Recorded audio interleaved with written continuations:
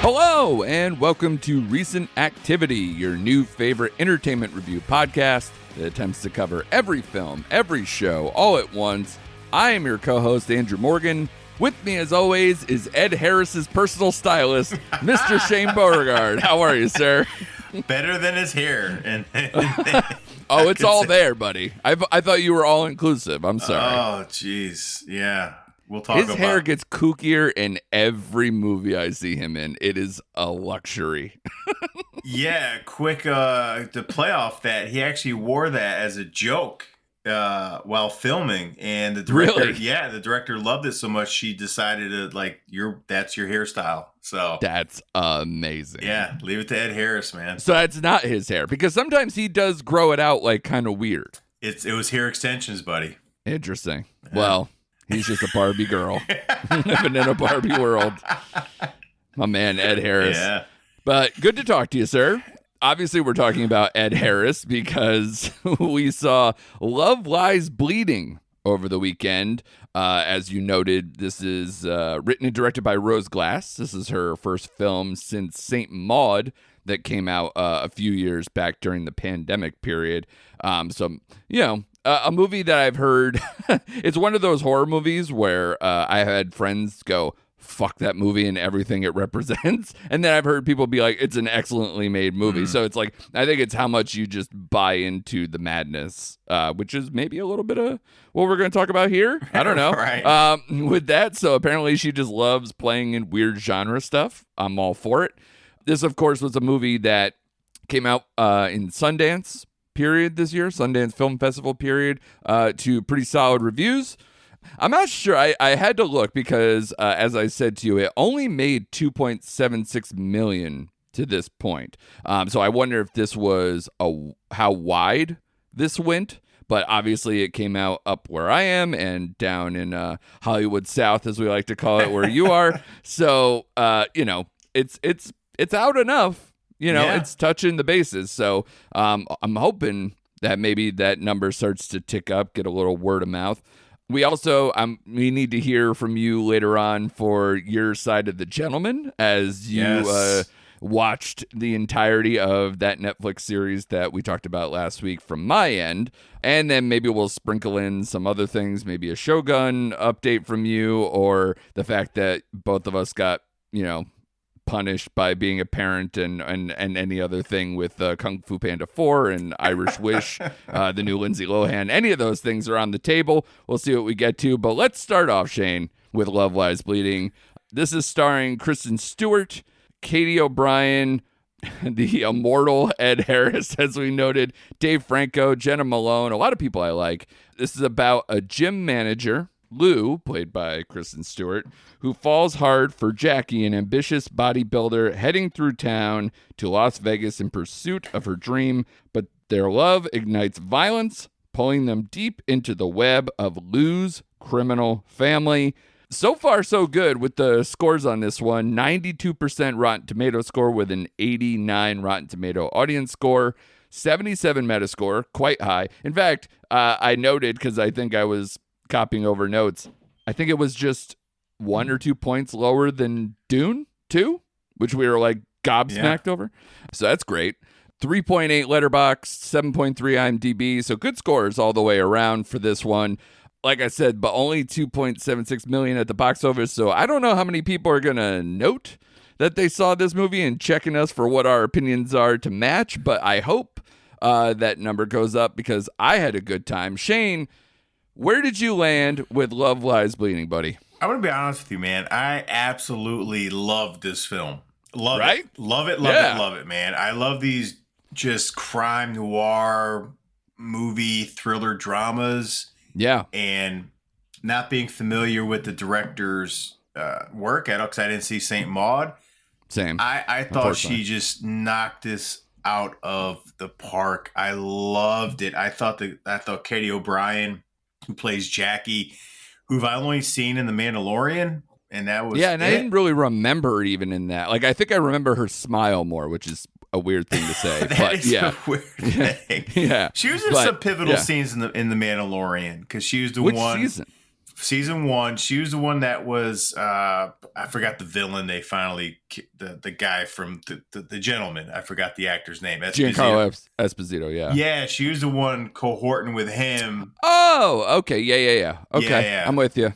So I just found her fascinating in this role. And Kristen Stewart, I will say, and this isn't like being a prisoner in the moment, I thought this was her best acting job, period. Like, yeah, I said after the movie, she's been in like good movies, but not because of her. I think she actually was in a great movie, and she attributed to that cause with her acting. And it's the chemistry that she has with Katie O'Brien in this film. Like you said, just the love story between the two. Yeah. And being involved with her father Ed Harris, we'll get into. And even Dave Franco was good. But I will say, I was watching this movie, and the first thing I thought was, I need to take a shower. These people seem dirty and scuzzy and greasy and just unkempt. Yeah, and everybody's just sweating and nasty with clothes that you're just like, is everybody on the Goodwill program here? Like, what's going on? Yeah, but I just love the way this was shot. And we'll get into our scores at the end. But the last act kind of what killed my original score. Thought I was going to give this movie heading into it, but after the ending, and I get what the director's going for with the metaphor and all that kind of stuff, it just got a little wonky towards the end, I thought. But I'll just your quick thoughts, because I'm trying to I've been wrapping my head around this movie since I've seen it, and I love it. I love this movie. Yeah, I mean, echoing a lot of the same things as you, I listened to a podcast that kind of like, it didn't exactly do like a 1-for-1 comparison with these, but like that kind of neo-crime noir stuff that, like when I was watching it, I thought of like Drive and some of these other like newer versions of like crime noirs, but like that movie works at a glacial pace. This movie is not that. So this is a little more exciting. It builds the relationship a little bit better. It has a little more energy to it. So I appreciate it for what it is, for sure. And I think the scores just all like resonate with it. I'm like, yes, that's exactly probably where they should be. And I like that they're all very positive, because I was very high on this movie coming out. The only thing that has, if you want to tick anything, right? Like we kind of said up top, the eccentricities of this movie, the whole like slowly growing woman, up to the big build, and the whole just how quickly I think it happens is what jars me a little bit, especially in the moment, and even more probably thinking about it afterwards. Just how quickly the steroids become the story and into the crime that happens, and then the domino that pushes everything that goes to the end of the movie. So I think if you're fine with that, and if you're fine with the, kind of the playful fantasy-esque type thing that they do, and also the one thing that I also thought of, right at the end, as the movie ended, I was with someone else watching the movie, and I literally said, like, yeah, like as long as you're fine with how the outcome was, and you're just like, there's no message here. There's no like, oh, we only kill bad people or whatever. It's like, well, kinda. Yeah, not really though. Right? Yeah, it's like, yeah, like, are we okay with who comes out on top and who, how these things go? I think a lot of this weirdly is tongue in cheek while also being very serious. So tonally, it's a bit odd, but I liked it. I liked it for its oddness. So I agree with you. I mean, I always go back and forth with Kristen Stewart, and I thought you kind of played it right, where it was like, I've seen movies where she's good in it, but the movie's terrible, or the movie's good, but she's only like, okay. And then this one I thought was the perfect, melding, where it's like the movie's really good and she's really good. Yeah. So I was just like, awesome, let's ride. And like I said, I barely even remembered Katie O'Brien. I thought she was a standout. She just sticks out like it's a perfect role for her. Ed Harris is just gross to look at, between the bug stuff and his hair and everything is just awful. And then poor Jenna Malone's hospital visit. I'll put it that way. I was just like, is that also exaggerated? Like the anabolic stuff with, Katie O'Brien's Jackie. Is this also enhanced? Because it seemed to get bigger as it was going along. It was very odd. So, and then Dave Franco's injuries. Holy hell. In the moment, I was just like, whoa. So this movie is one that will get your attention, whether you like it or not, and I was really riding with it. So this movie is getting a good score for me. Yeah, it's like you said, those kooky, funny, out of the blue moments, like when Ed Harris just randomly ate that bug when he was mad. I was like, oh, that's so gross. Yeah. And I took the, her hulking out, as I'll call it, when they show her muscles expand, is like just her 2 words, roid rage, right? Like that's her just like emotion and her whatever emotion she has, and that's like the metaphorical spin on it. And you said you have to have some kind of delve into the fantasy world towards the end result, which did honestly throw me for a loop for a quick second when that happened. And the person I was seeing it with is like, yeah, I didn't really like that. And I get both sides of the coin. Sure. So hey, you're in or you're out. Yeah. I just took this movie as just like a tragic, like you said, there's no morality compass in this movie. There's no message in this movie at all.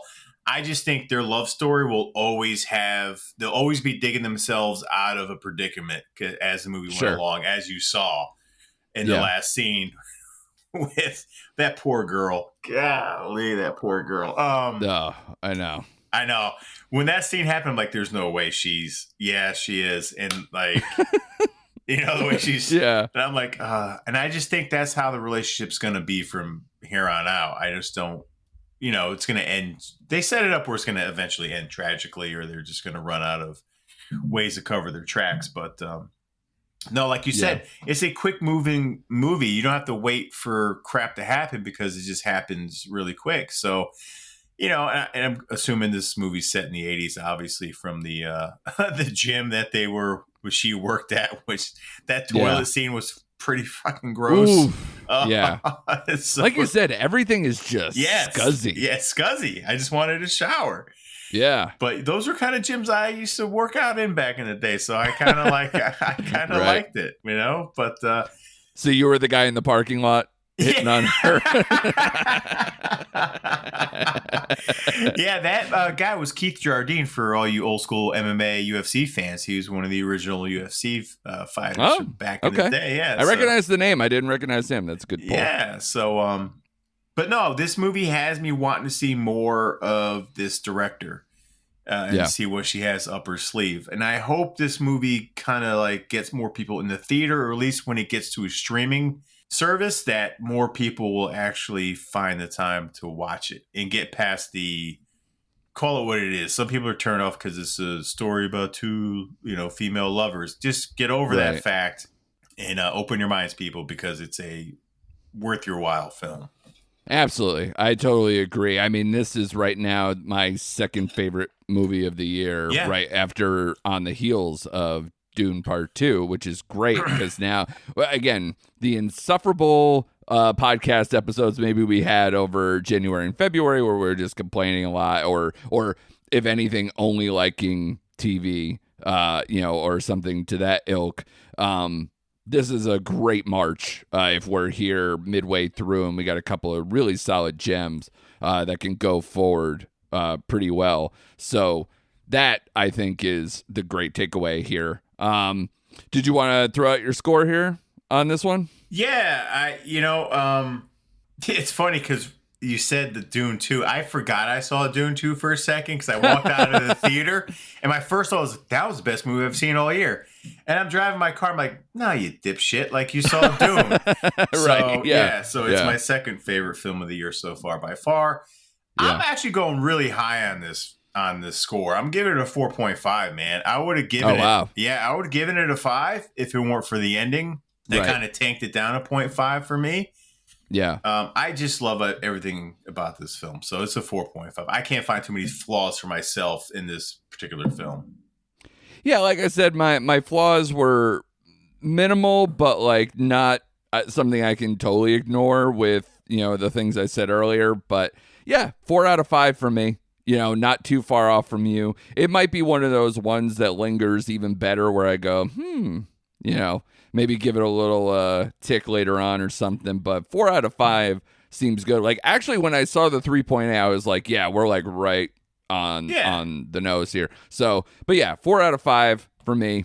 Solid movie, especially for this time of year. I'm surprised it didn't get more flowers coming out of Sundance. Like, I thought people gave it like a pretty decent shake, but I didn't hear it like some watch out, kind of a movie. So that's interesting. But yeah, this is I'm glad this got a theatrical. I'm glad it's out now and didn't like wait to try to see if it could drum up something later. It's right where it should be, and hopefully it gets more business as time goes along. Yeah, I'm with you, and I hope Katie O'Brien could use this as a launching pad in some other roles, and hope she doesn't get like kind of typecast into things. So we'll see. A lot of interesting stuff from this film. So yeah, I don't know if she's quote always like that, like that ripped. That like what's her deal? But I honestly, whatever. She was pretty ripped. So I'm surprised that maybe this might be, if she's interested, of course, whether she gets looped into the comic book circuit or action circuit of some sort, some franchisey stuff outside of The Mandalorian. It would suit her, but I honestly don't think that's like where I want her, really. No. So it's tough. Like her physicality can betray her because I think she's actually just really good. Like, it's not like when they just like try to throw in a Gina Carano or something. That's just what I was thinking of too. I was like, she's better than honestly. It's not even close. She's better than Gina Carano as far as like pure acting, I think goes. Yeah. She's delightful. Like it's an interesting mix of a human being, quite frankly, and let alone an actress, and what she's capable of. So I think the sky is the limit for her. She could do whatever she wants. And like I said, always good to see Ed Harris and Jenna Malone. Some of these people I haven't seen in a minute, and poor Dave Franco. So obviously not for his character, but good God. That if I had to go on like a scale of like 1 to Jared Leto in Fight Club, where do you think that lands? Oh God, that makes Jared Leto. I don't even know. It's not even comparable, man. Like holy crap. Hey, she just wanted to destroy something beautiful, man. And like, it was just fucking destroyed she destroyed it, is for sure. When it happened, I was like, did I see a flap? And I'm like, that was exactly what I thought it was. And he showed it multiple times. Rose Glass doesn't give a fuck, dude. That's my favorite thing. This movie does not give a fuck. Nope. And I love it for it. So more movies, don't give a fuck and entertain me, please. Thank you. Speaking of not giving a lot of fucks, you binged The Gentleman, which is tremendous. After I gave my glowing review on it last week, I am very interested to see where you landed, but some of our messages kind of tipped the hand. But for the people, where does Shane land with Guy Ritchie's The Gentleman on Netflix? It's the best TV show of the year so far, and it's really not even close. Like, it's not close. It's exactly what you want from a Guy Ritchie project. I know he directed the first 2, as you pointed out, but from, like you said, and you said exactly what I'm going to echo, is the character development as it goes on. Like, every character gets a chance to develop and shine. And Theo James, man, knocks this role out of the park. Yeah, his stock is rising. Like, all the online reviews, just anecdotes from friends, everybody's just like, Theo James. Yeah, and I can see why, because watching him in White Lotus, I'm like, yeah, he's like nonchalant. You don't even think about his acting or his character that much. But this is a total 180 role for him. And man, the relationship he has with Susie Glass was phenomenal. She's my standout. I love her character. Love her character, man. She caught me off guard because, again, not really like an American crossover. You know, she's more of like a British character actress or whatever to this point. she crushed it. Like you said, she's probably the star of the show, right outside Theo James. I liked Vinnie Jones more subdued. It's their story. Yeah, I liked Vinnie Jones more subdued, caretaker role. Because usually he's the guy who's outlandish and popping off and, expecting to. I know he's old. He's long in the tooth these days, but just that quiet, just, understated role was fantastic. I loved how the plot developed, and towards the end, you really couldn't.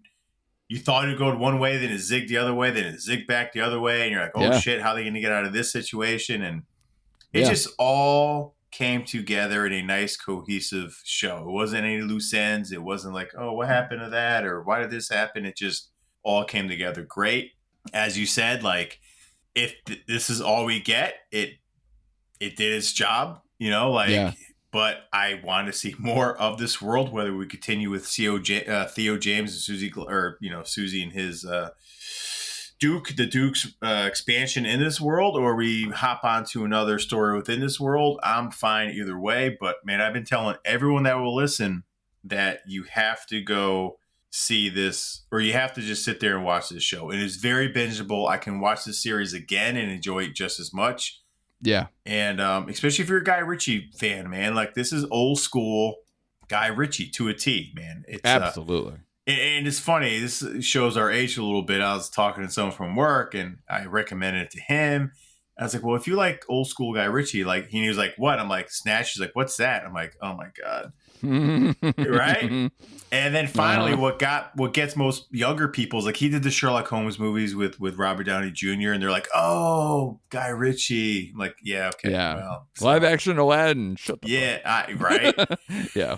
Let's get back to business. This is the best show. And I'm blown away by it, man. And it's funny because I went back and looked on the Rotten Tomatoes site, and the critics only gave it like 71%. I'm like, what the hell were you watching? It's actually down to 69. I was looking it up as you were talking because I was curious. But yeah, on the people side, like IMDb's over, like it's like an 8.2. The audience score on Rotten Tomatoes is 85. So the people love it. So the critics can just shove it up their asshole. Yeah. So I don't care. They can. Yeah. So, man, what an enjoyable watch, man. I wish I could. It's one of those shows that I wish I had the day off because I would watch all eight episodes in one day. Yeah.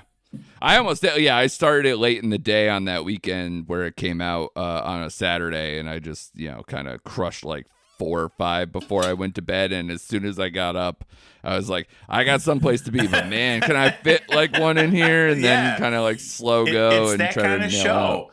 It is. And what helps it out is like, I'll just tell people like the early episodes are like an hour, but then they get to like 40 minutes, man. Like they're like 40, 42 minutes. And it's like the perfect runtime for that kind of thing, man. They pack a lot into it. Well paced. Yeah. Well paced. Keeps it going. Yeah, they pack a lot into it, man. So I love it. Best show of the year so far. I was about to say, if you want to sprinkle the best completed show, or however you want to position it, because you're loving Shogun, I'm still behind. So yeah. Give me a tease. Because I saw the first episode. I'm that behind. Oh, I think so. I'm still not back. It's one of those like I wanted to collect a few because I wanted to get in the zone of this show.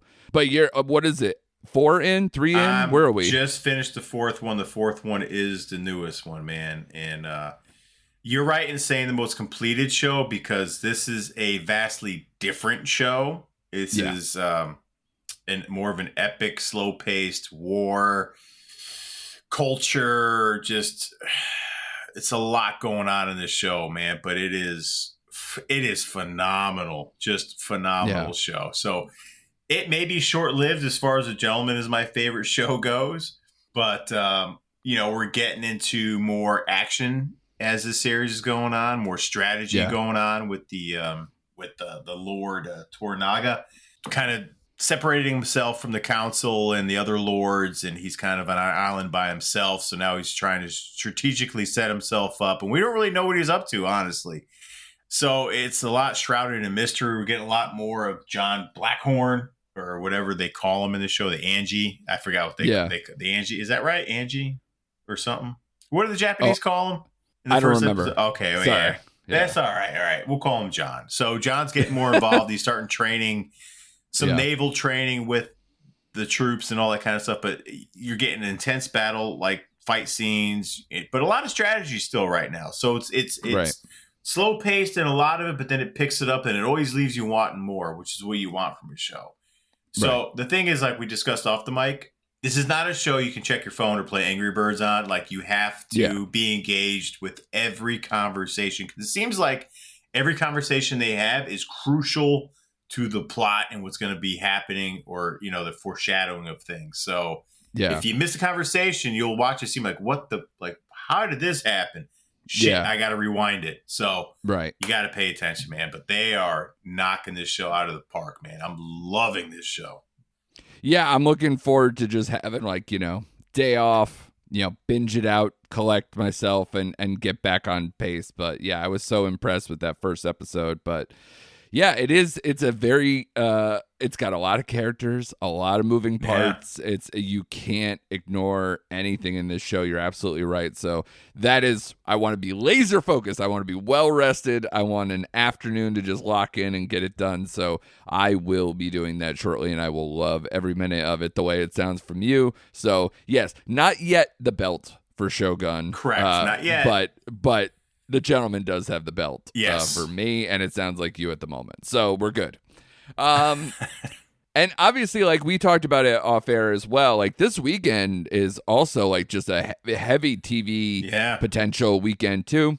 We got the 3 Body Problem, the new show from the Game of Thrones creators, Benioff and Weiss, doing this one. Again, another like very heady show. Some of the trailer kind of almost reminded me of like that the first season of Sandman that came out, almost in look and tone and whatever. I'll be interested to see if that kind of holds up. It seems like almost like I think it's like trying to prevent the end of the world with a little more like life lessons and things mixed in here. So it's a little more headier than most. So I'm curious to see how that goes. I believe it got mostly positive, but some critical, I don't want to say backlash, that's strong, but like not everybody was on board, but like early scores seemed to be mostly positive for 3 Body Problem. But I think Netflix was just hoping that it was going to be like a slam dunk, that it was going to catch on and be this big thing. So we'll see. We'll see how that goes. That comes out this weekend. And also Manhunt. Manhunt, the show on Apple TV Plus about the aftermath of the assassination of Abraham Lincoln and the pursuit of John Wilkes Booth. So that I am really looking forward to. That seems right up my alley. Historical drama mixed in with like a genre type that I like is pretty cool. So I'm in for that. You in for that one too, or is that something that tickles your fancy? No, I'll give it a watch. I'm not, maybe it's not up my alley as yours is. Right. But Apple, like we've discussed many times, Apple TV does not put out bad shows. So I'll at least be intrigued by this show and give it a watch. So we'll see where it goes. Exactly. So that's pretty much the update on that. I mean, we both, like I said, I mentioned, we both watched Kung Fu Panda 4 with our children. We both watched Irish Wish. I was forced to. I don't know what you're doing with your life, but I guess it's a Lindsay Lohan check-in, like a wellness check, right? Yeah. Is that what everybody's doing? I'm sure it did well. I even mentioned in my review where, by the way, spoiler alert, I ripped it to shreds. I was actually shocked because you scored this on Letterboxd. I almost wanted to like message you and be like, "You cool? Like that was a little too high. Are you all right?" So, was I too gentle, or excuse me, are you too gentle, or am I too much of a jerk? Because I'll tell you what set me off, and I'm curious to know if it set you off. Okay, go ahead. The movie felt like it was written by AI. Like it was that. Like no dialogue felt like it spit out from a human being. That bothered me a lot. I can see your point. I think you're still a little too harsh. And maybe I was a little too kind. I was going to give, for all you that don't know, I gave it a 2.5. I wanted to give it a 2, right? But at the end of the day, it's a harmless movie. It's a Hallmark movie. Let's call it what it is. It's a movie you'll find on Hallmark. It's sit next to your girlfriend, wife, or whatever, and let her have a good time watching this movie. And sure, but okay, with that barometer though, right? Because I too went in going, is it better or worse than Falling for Christmas? Her It's last worse. attempt. It's worse. It's worse. And Yes. that's why I'm like, but it's like a lot worse. And I like, and again, Falling for Christmas is not some perfect movie, No. but I was just like, okay, but at least it has some charm. Like the small town charm stuff had a very cute kid actor It did. in it that like just makes it perfect for a kid movie, or excuse me, a Christmas movie. And then also she got to do some physical comedy and try some things. This movie just had no life. Yeah. Well, maybe I was too nice in the moment to be, because now that you're saying all this, I'm like, maybe I should take it down to a 1.5. No. Yeah. But Exactly no. what I did. Yeah, I know. Maybe. The takedown is on. Because I did compare it to her Christmas movie. And that one, like you said, was charming. It was funny. It was an enjoyable movie. This one was by the numbers, like you said, I guess kind of lifeless now that I think about it. I don't know. I just wasn't. I was like, okay, it was okay. Her wardrobe was terrible. If you were making out during this movie or something, I'll let you slide. If you were just like ignoring it and it was just on the background. I did notice how much of an ugly crier Lindsay Lohan is. Like, I don't know if she has such a terrible cry face. It wasn't convincing. Yeah. Bad cry face. Yeah. And we caught some errors, like she'll start a scene with some like white nylons on or something under her skirt. And like the very next scene, no more nylons under the same skirt. So I'm like, Ooh. Naughty. Yes. Well, either that or like poor editing. I don't know what's going on with this film, but yeah. It was good. I don't know, man. Okay. Yeah, I'm sure they had reshoots. Yeah, I'm bringing it down to a 2 now, I guess. Damn you, Andrew. I know. But maybe maybe Lucy, listen to me. Lindsay Lohan is going to be Netflix answer for Candace Cameron over at whatever station she's on now. Yeah, I was about to say, well, see, Netflix does this. They pluck other people. See, again, this is where my barometer maybe is a little different from yours. I don't know how much you have to ingest this stuff, right?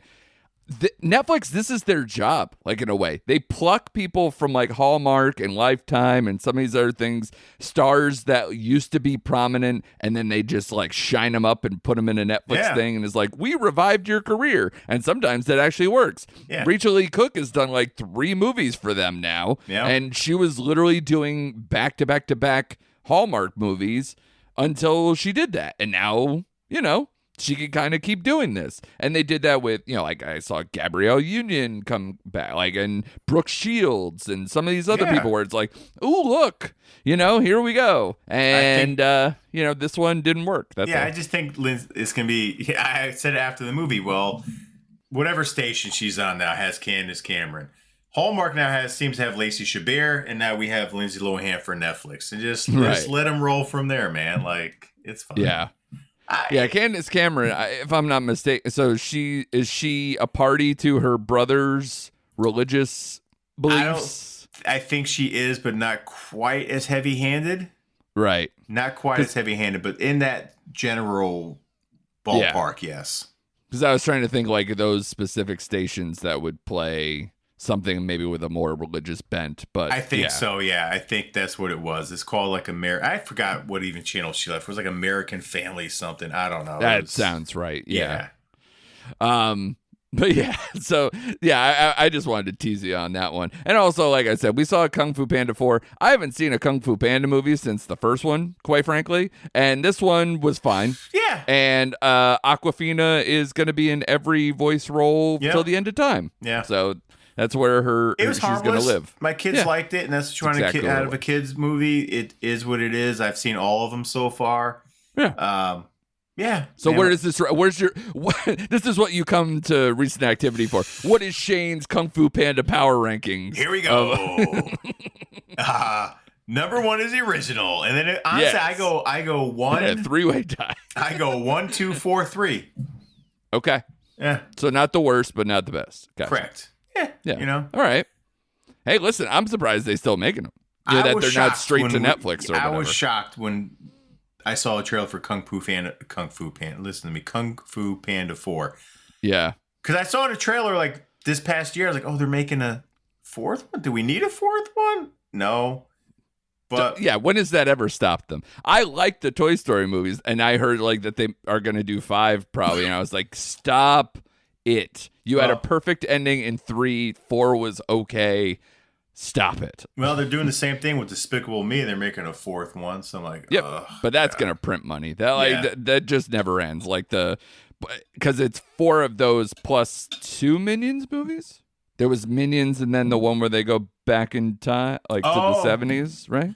Or were those the same movie? I don't know. I haven't seen these either. It might have been, I think it was a prequel of, yeah, it's like when they first meet Gru or whatever, but isn't that a Minions movie? That was Minions, Despicable and then Me? the one with the Minions heavy in it was when Drew was a kid and he started doing stuff with the Minions. So that actually was a Despicable. No, that was a Minions movie. The Dawn of Gru or some shit like that. Yeah, right. Exactly. That's exactly what I thought it was. Yeah, that's it. Okay. So, yeah. So whatever. That, like I said, they have like 5, 6 movies and they're still going. Whatever. They're fine. Yeah. They'll probably just, please, for the love of God, if I have to take my kids, I don't want to see one gentle minion. Were you familiar with this phenomenon from last time? I'm just, no. Or don't come up with something else, please, for the love of God. Just let me, kind of check out and get 2 hours of rest. Yeah. You know what I'm saying? That's all I want. Exactly. All right, man. Well, great job by you. You forgot something. Oh, I did. Quick. I did. Yeah, you mentioned your Apple TV show and what was up Andrew's alley. The No Pants movie of the week, if you're wondering, is Roadhouse, people. The remake of Roadhouse. I did. You're right. Yeah. That is right up Shane's alley. It is. And it's getting really solid reviews out of South by Southwest. It was really, really good. So I don't know what that means. Does it mean they captured the essence but updated it nicely? Or was it they did something completely different? It's Doug Liman, right? Yeah. It's, I love the Doug Liman experience, man. That guy just makes interesting stuff all the time. Obviously, I loved him right out the gate. I believe he did Swingers, with Jon Favreau, and then ended up in the Bourne Identity series. And then, that's a hell of a way to start your career. So that guy has always kind of been I don't know, kind of almost how we feel about Matthew Vaughn or early Soderbergh or something like that. So he's kind of got a mix of that. I just always like his vibe. He takes chances. I like him. Absolutely. So that's my No Pants movie of the week, people. Perfect, man. Yes, so much to cover. So hopefully next week's episode might be a little longer than we've been doing the last couple of weeks. Or we'll just check out and just end up shooting guns into the sky and crying. Yeah. It's fine by me. But great job by you as always. Everybody out there, please give us a 5-star review wherever you are listening. Subscribe so you don't miss a single episode. Especially if Shane will have no pants next weekend. That'll be huge. So please jump on board, tell a friend, do the whole thing, and return next time on an episode of Recent Activity.